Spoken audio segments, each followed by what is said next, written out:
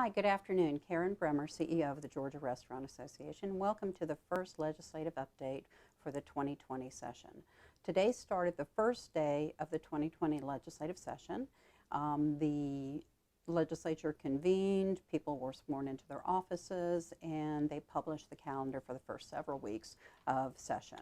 Some of the key things that we are working on this year under the category of alcohol legislation: House Bill 674, the Department of Revenue would create centralized application processes for new and renewal licenses for alcohol retailers.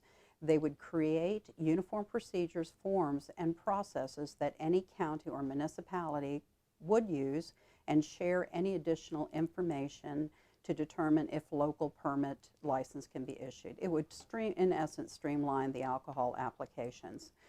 We know that many of you sometimes run into issues waiting on some elected official's signature in order to get your license approved, and we have been strongly working on speaking to our legislators about the importance of this legislation being created and passed.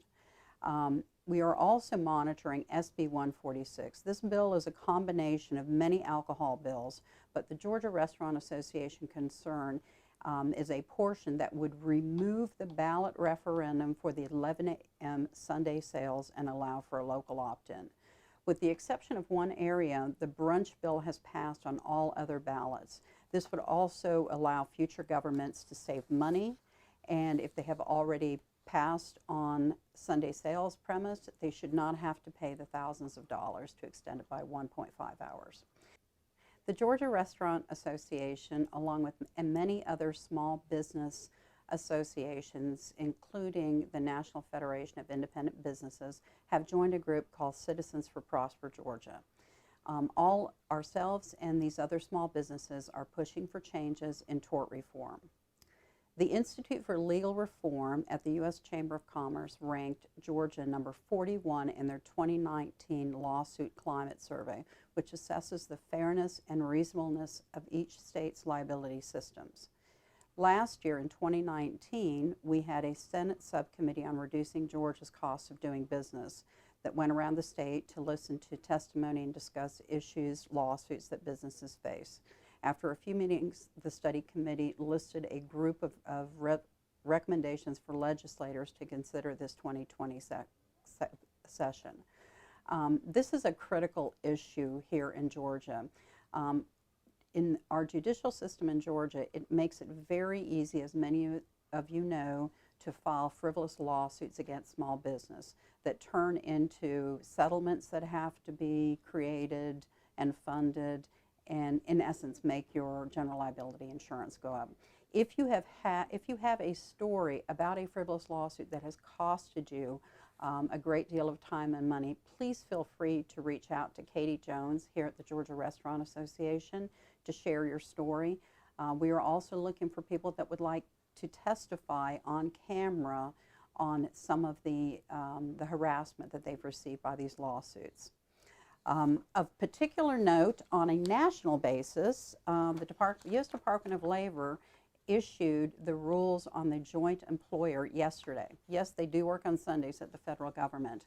This is the first comprehensive overhaul of the particular labor laws that apply to franchises and franchisors, the first revision in 60 years.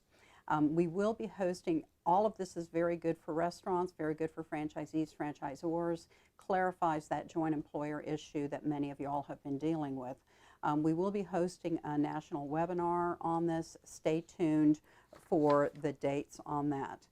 Please also be aware of two action alerts that we sent out last week. One regarding the new paper temporary driver's licenses that the Department of Driver's License Services are issuing. If you can't find your action alert, please give us a call. We're happy to go back over that.